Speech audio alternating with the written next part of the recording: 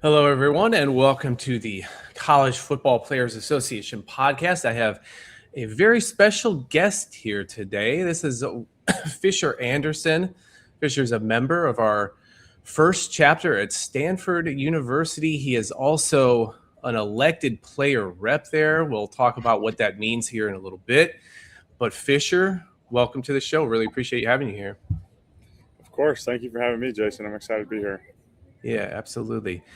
All right. Anytime I have a player on, past, present, future player, we're fraternity of past, present, future players. So when I interview guys, I just like to hear, tell me this story. I looked at your bio online. I was like, oh, he's from Nashville. We never talked about that before. Just kind of give me the little bit of background coming out of high school, recruitment. How'd you end up at Stanford? And obviously you're a fifth year senior there. So just kind of, take us through, I guess, what the last 7-8 years of your journey has been like. For sure. So I'm from Nashville, Tennessee. I'm born and raised in a suburb called Franklin with two awesome parents and a great older sister. There's not a ton of football in our family, so I started playing when I was 5, just culturally, and I didn't really start to enjoy it until high school. Started playing at Franklin High School on the varsity team and enjoyed it a ton. Caught some eyes of some coaches earlier than I deserved, and got a lot of kind of attention across SEC and the Big Ten. And then COVID happened my junior year of high school, shut everything down, and ended up becoming a lot more interested in the kind of academic side of things after that, through conversations with my parents and wise mentors. And so took visits to Northwestern, UNC, UVA, and Stanford. And I fell in love with this campus when I stepped on it. As you can see, the beautiful little, Easy. you can tell it's not fake as the people walking by, but it seems fake on camera. It's more beautiful in person. And I've been here for 4 years, going on 5 now. Been a pretty tumultuous time coaching wise, but Yeah. I have no regrets about it. I've learned a ton, grown a ton during that time, and have really high hopes and expectations for this 2026 season. That's awesome. All right. Yeah. We should say a little bit more because you've been through, like, you were recruited by a coach, and you had another coach and another coach. How many head coaches have you had since you've been there? Is it 4? I'm on my 4th. You're on your 4th, which is so wild. Okay, so we tend to have these conversations about players hitting the transfer portal and so forth, but actually, like, what a lot of players see, particularly at a place like Stanford that doesn't have a ton of transfer portal activity, is you can get a lot of different coaches. So the coach that recruited you is definitely not where you're at right now. What's that been like for you? I mean, how have you adjusted to it? I guess I would imagine it would require a lot of adjustment going through 4 coaches in 5 years. Yeah, I think the reason that's happened, and I'm not alone in that regard. There's probably 15 guys in my class who are going to be 5th years in the fall, who have been through thick and thin with me. And, those are my closest brothers now. It's because we didn't necessarily commit to a coach. Like, I love Coach Shaw. He's a amazing leader. And when he was recruiting me, he made sure to let me know, like, this is a university you're committing to. Like, it's a university, and then a football team, and then a coaching staff. Like, the staff will, as I saw in kind of my recruiting process, like, I had a guy give me an offer at South Carolina and then call me the next day from Auburn and try to recruit me there. And so I was like, hold this is crazy. What's going on? And I learned to kind of detach um, my priority in that way. So it's more so like a love for this university and this place, and a desire to see like football restored, which is happening. Like having Coach Luck back on campus, having Coach Pritchard here, like Coach Heffernan, like it's happening. That we're going to do it this year, and regardless of the outcome, like we've been doing it. It's been an awesome process this off season so far. But yeah, so Coach Shaw, head Coach Taylor for a couple years, head Coach Reich for an interim head coach last year. He's one of the best coaches I've ever had, even for such a short amount of time. And then we hired Coach Pritchard, who's an amazing coach, and he was my offensive coordinator my freshman year. So it's really cool to kind of see the full circle going on there. And then our offensive coordinator now is my O-line coach from freshman year who recruited me here, Coach Heffernan. So a lot of change, like not how I would have drawn it up at all. But also like I said, I have no regrets about it. Like it's it's part of the process. It happens, and I believe I'm going to be better off for it someday. I agree completely. Now, having been to Stanford now three times, obviously I was out there pretty recently visiting the team. We'll talk about that here in a second. Yeah, there's not an AI backdrop for you there. That is the actual Stanford campus. The weather is always like that. Apparently, every time I'm there, that's what it looks like. It's beautiful. It's a gorgeous place to be. I could see why you go on a recruiting visit and you'd want to be there, right? You're committing to the university. You're not necessarily committing to this coach or that coach, but yeah, it's a unique academic opportunity, particularly for a Power 4 school, right? I mean, maybe Northwestern is, you took your Northwestern visit. It's up there too. Okay. So how's the Players Association fit into this? Because I love that quote you said that you want to see football restored at Stanford. So yeah, it's been a while since you guys have had that, those winning seasons that we remember from last decade, right? And so obviously you want to see that restored, but you and I have been talking for a year now. Obviously you're very committed to Players Association and really appreciate that. One thing that you and I haven't spoken about though is to what extent can the fact that Stanford now has a Players Association chapter be a part of that restoration of football that you see? Like, do you see those two things in sync with one another? And, how can they, and again, we haven't talked about this. I don't know what you're going to answer right now, but is that something you've thought of? Like, can it be part of that restoration project that you have in mind? Yeah, I don't think that they're necessarily causational. Maybe correlated. If anything, I think it will be more of an impact when we have success this year on the field, and just like getting that ball rolling, as I'm sure we'll talk about later. But the first thing that comes to my mind when we ask that question is like the longevity of college football in general, not only at Stanford, but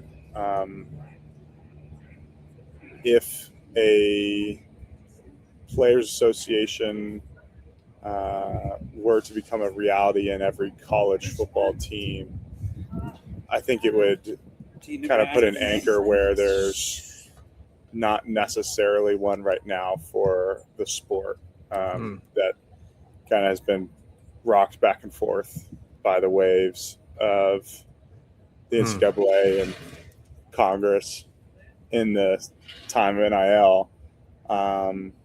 This is kind of our way of, putting something down in firm foundation that isn't going to shake and should keep us here longer than I think would happen otherwise. Now, obviously, don't know the future. I don't know, what's going to happen tomorrow, but that's what it seems like to be the best route right now.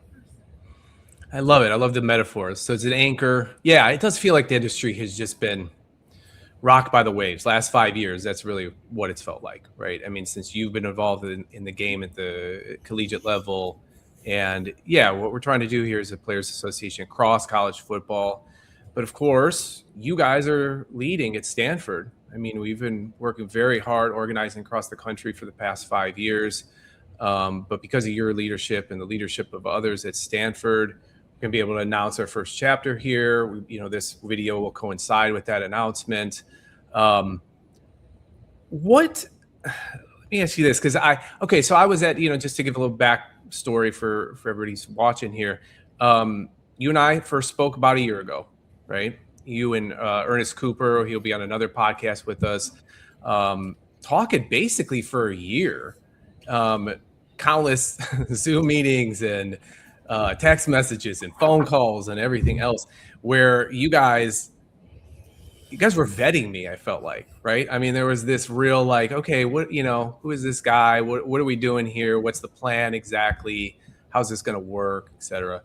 And then we get to the point where it's like, okay, yeah, let's come out and talk with the guys. And we had a, well-attended meeting my first day there.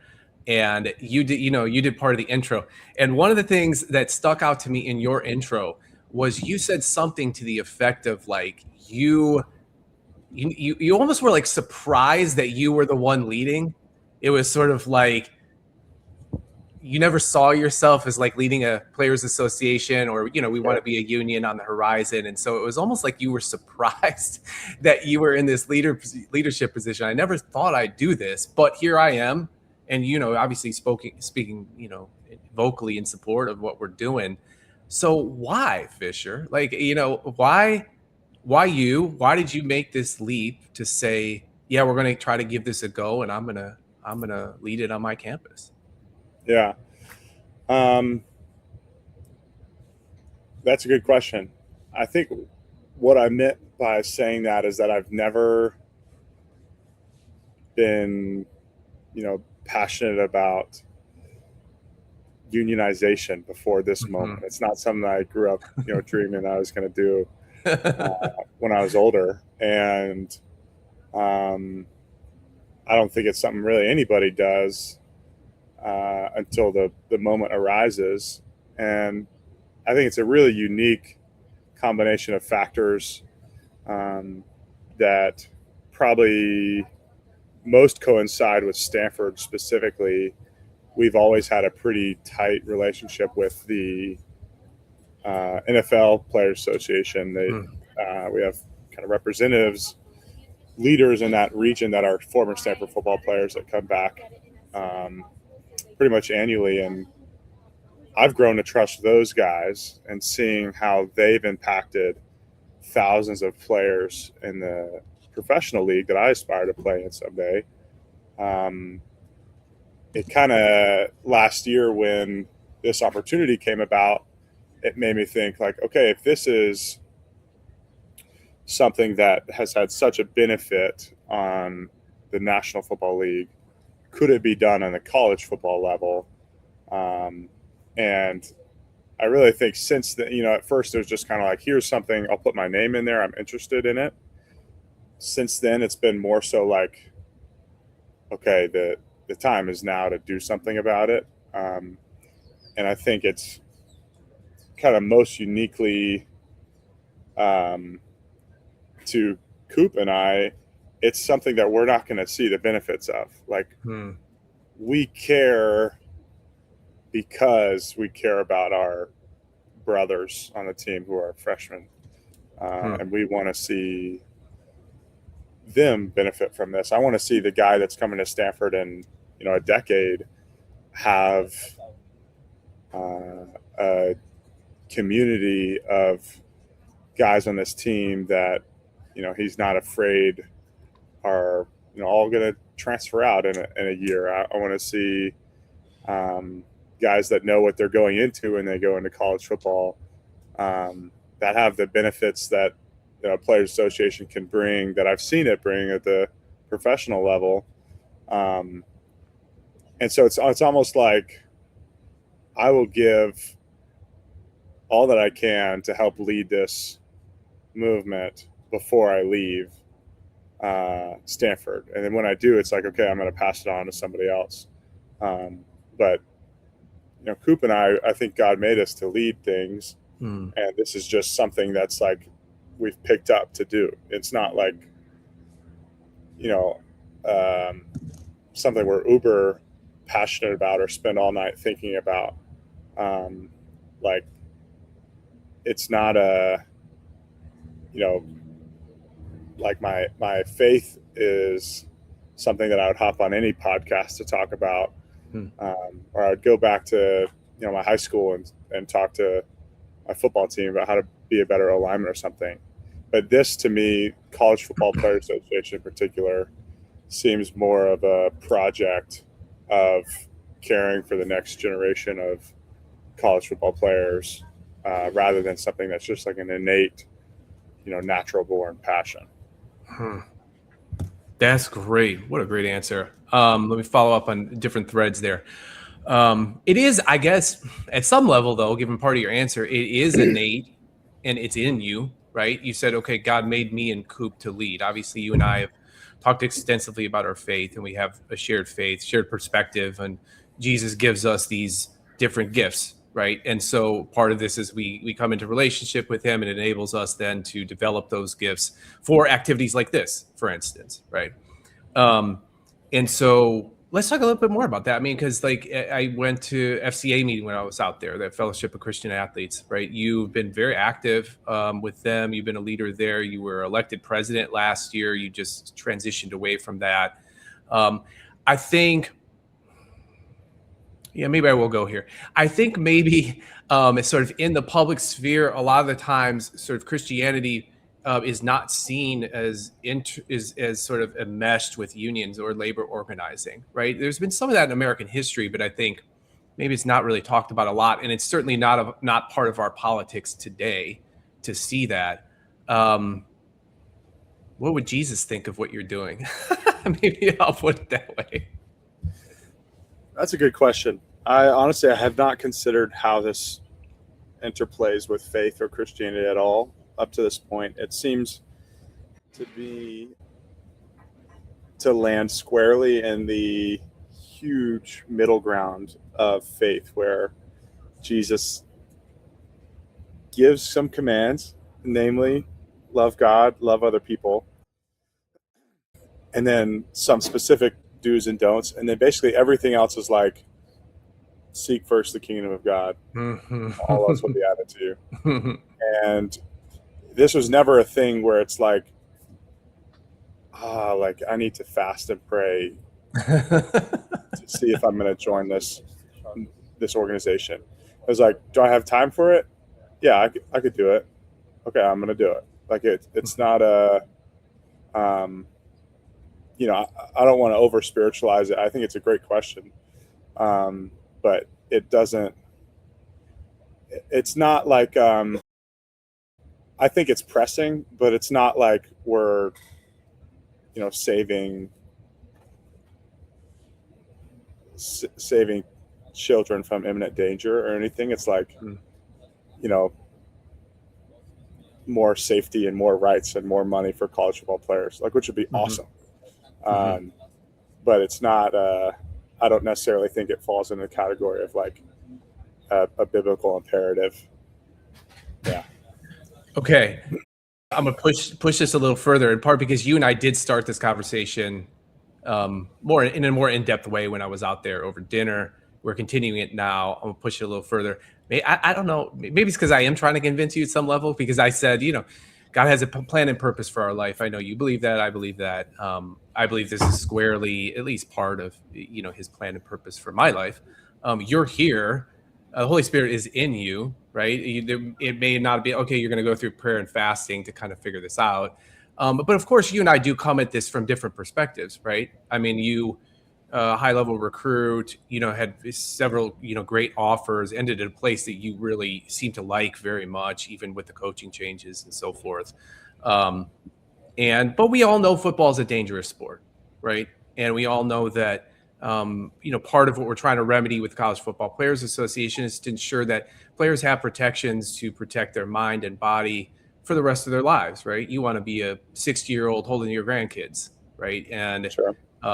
be able to do that. So I guess, I mean, I'm kind of riffing here, but like, if I put it that way, in terms of thinking about like, now you're a young man, how old are you? Tell me. 22. 22. That's what I thought. Okay. So you're 22. Quite possible when you're 44 or you're 66, this is going to take on a new light for you. Right. Sure. And, and I like the fact, you said you're looking for that generation coming up behind you and making sure that, but also you're looking for you're looking to be a 44-year-old who can carry his grandkid and has his full mental faculties about him and so forth. Sure. Thinking about it that way, Jesus certainly respects the dignity of every individual human life. And so does that convince you at all, Fisher? I think it's a fair pushback and maybe gives a little more credence to the faith-based appeal.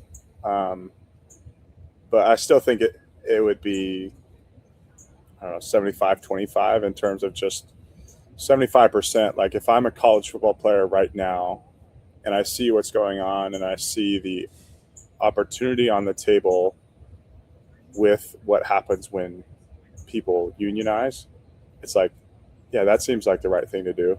And maybe 25% of it is like, if I'm still not convinced, yeah, I want to take this.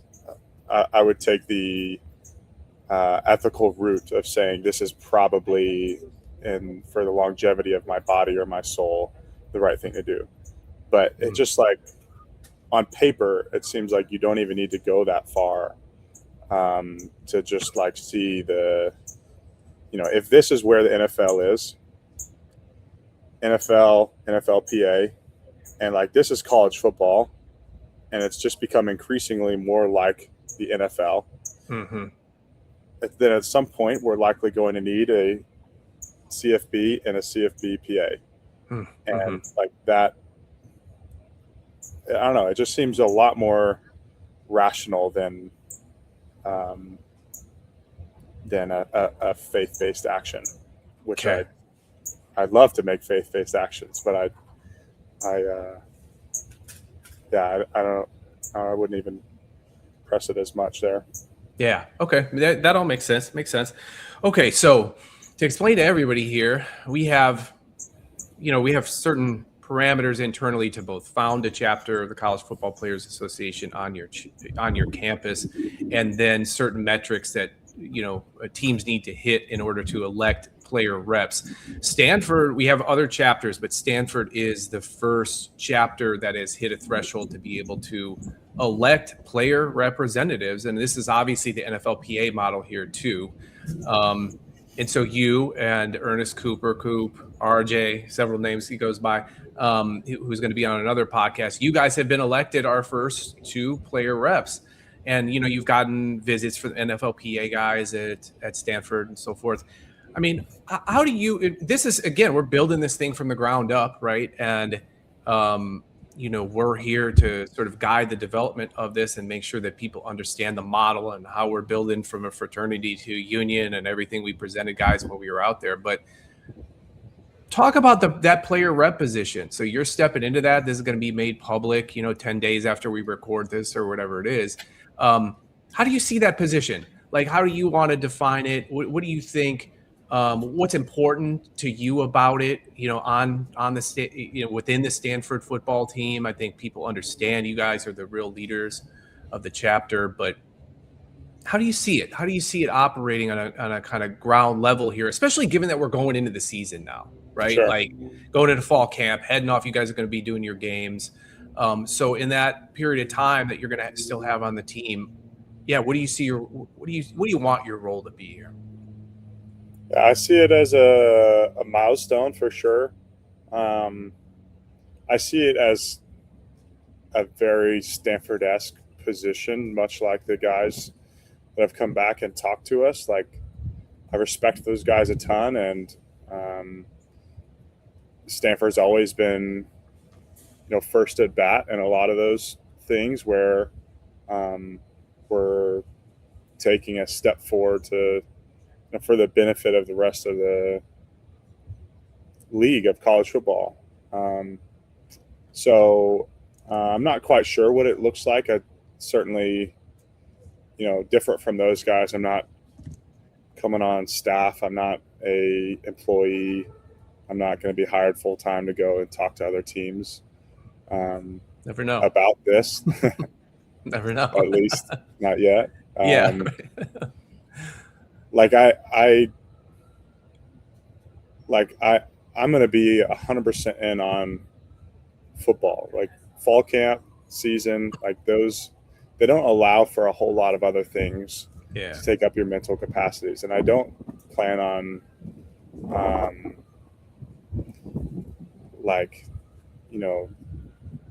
kind of like I said earlier, like I'll go out any day and talk to a Bible study or fellowship of Christian athletes at a local high school or something like that.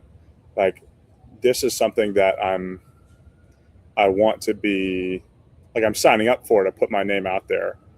I don't know how it'll be received by the rest of the college football landscape or, the higher ups even in the government, but like I'm willing to do it because I think it needs to be done by somebody.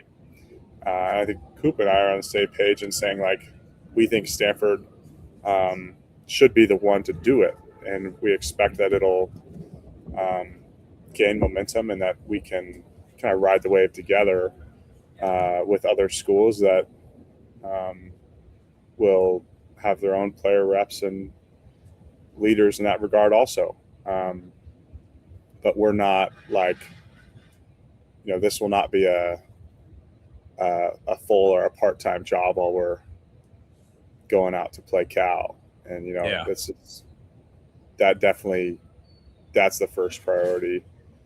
Team is the first priority, everything in-house. But, and I think in the same vein, like a big reason we're willing to do this is not only because we think it's beneficial for the players, but because we have how should I phrase that? We know that the administration in college football would not take a negative perspective to those players, considering how it operates at the professional level. So we're not necessarily giving the bird to the NCAA saying, F you, we need more money. It's like, we think there can be a mutually beneficial way to do this thing moving forward. And that's what we're trying to do. Good. All right. I love the way you put mutually beneficial. Yeah, it really does seem like we've, 5 years we've been trying to find our first chapter here. And, the only thing that's been made public, I mean, I've visited 7 schools now, but the only thing that's been made public is an attempt we had at Penn State 4 years ago. Right. And it really does seem like that was the wrong time, wrong team, wrong leaders. And just like college football wasn't ready for it in many ways. Like guys weren't being paid directly by their schools as you all are now.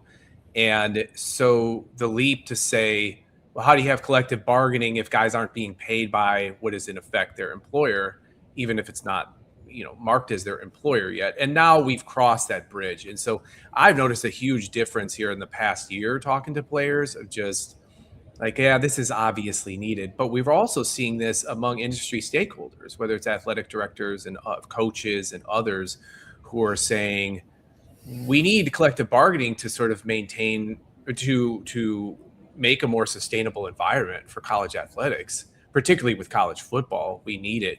Now, the other way of looking at this, and you mentioned briefly like legislators here, there's 2 ways to try to bring stability.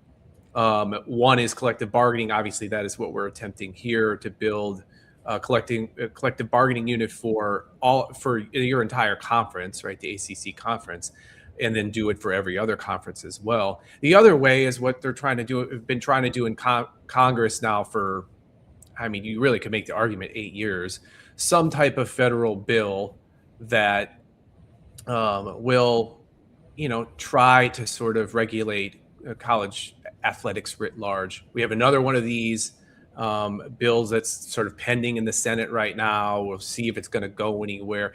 Do you pay attention to all of this? Like, you and I think maybe at one point talked a little bit about, like, the one now is called the Protect College Sports Act, right? But as someone who's, you're out there grinding, you're practicing every day, you got a really intense schedule. Like, do you pay attention to anything that's happening in DC? And what do you think about it just in general?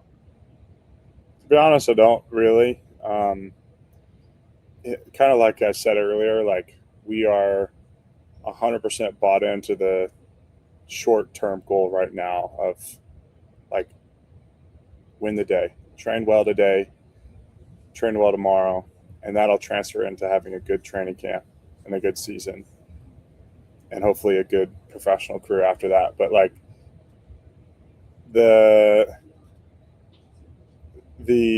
legislation, I feel like it matters a lot more to the guys as players when it's about immediate impacts on money. Like, for instance, the All-Sun Fund comes out and everyone's in the locker room like, did you guys see this thing coming out? Like, we're going to get $2,000 or whatever. Like, Yeah. That's awesome. How cool is that? And everyone's, freaking out when it's like, I don't know, college football is going to have, this subtle change to this bylaw. Like, no one could care less about, even though it's probably important to us, it probably should be made known. It probably should have a football player at the table somewhere making that decision. But it's like, there's, it's a lot harder to get the eyes of college football players there unless there's significant financial impact, which, like, is still the case with the House settlement that's, been passed, but we're still waiting to see the effects of that. And NIL, obviously, a few years ago, and more recently, the 5-for-5 rule, like, that won't impact me, but like guys that, have redshirted last year and now they've just been, granted another year of eligibility. Like, that's huge. People pay attention to that stuff. But when it's not as immediate, it's a lot harder to, it kind of slips through the cracks. Makes sense. Yeah. I mean, another reason you need a players association, right? Because I think us building this organizational and leadership infrastructure across college football is going to hopefully give you guys that collective voice, that I think you do need, because these matters will greatly affect you. Like, I don't think that bill's going to pass, but if it somehow did pass, it would greatly affect all of your livelihood, right? And even though there's nobody in the room debating these things that actually plays college football or even coaches college football, so I think that absence of a collective player voice or a coaching voice, people that are really on the ground that kind of understand what the day in, day out life of a college football player is like, are just absent there. And so this infrastructure, hopefully we're building, will fill in that gap. All right. I think that's it. I mean, I think I do love that Stanford is starting this. There is a sort of leaders lead, right? I mean, we've been going 5 years basically trying to find a school to lead this. And I'll just say, the vibe was different at Stanford, right? Just in terms of you guys and exercising your leadership, but then, making a presentation to the room as I did and just having guys just be like wanting it to be more of a Q&A than like a sort of here's the pitch deck type of presentation. It just feels like the right school to start this. And, I would imagine it's going to be embraced. Do you think it's going to be embraced on that campus? You're saying like from the student body perspective? Yeah. I mean, I think this is sort of known internally on the team at this point. I don't know. I guess a better question would be like, to what extent is, it feels like you guys are really like integrated onto campus there, whereas like, other universities, it doesn't feel that way at all anymore with COVID and online classes and so on and so forth. Sure. Do you feel like there is that kind of symbiotic relationship with the student body that then there will be some type of reaction about this, positive, negative, or not at all? Maybe I'm just misunderstanding kind of, my feeling of, being out there. Yeah, I definitely think that there's a greater relationship with the student body than at most, if not all, D1 high level football programs. Um, Partially just because of where we're located on campus and having freshman roommates having um, normal student roommates your freshman year, and like other things like that, and classes and going to class, and becoming friends with these awesome people who are going to change the world. It definitely creates a unique relationship, but I don't at the same time like they don't have the same sort of raw passion for football that I'd say most other students do at a school where they're tailgating 10 hours before the game starts, or Right. Like these guys they're awesome, but they're doing problem sets an hour before the game and an hour after the game, and they're sometimes leaving at halftime to get homework done. It's different, and they support us a ton, as they've done last year, and it makes an effect at our home games, and it's going to continue to happen this year. But I've had to explain what football is more times than I can count here, so I don't think that they're necessarily paying attention to what's going on at the legislative level. Yeah, that makes sense. Okay. All right. That's awesome. All right, Fisher, thank you so much for your time. Thank you for your leadership. I mean, truly, I want this to be publicly out there. Like, the leadership that you and Ernest and now others on the team have shown has really been transformational, just in terms of like moving the team and getting us to that point where we can elect you guys as leaders. And so I really, thank you for all you've done for the College Football Players Association and the generations coming up behind you and college football players across the country. I really do think this is something you're going to be able to look back on and say, yeah, this made a difference. And so I thank you very much for that. Of course. All right.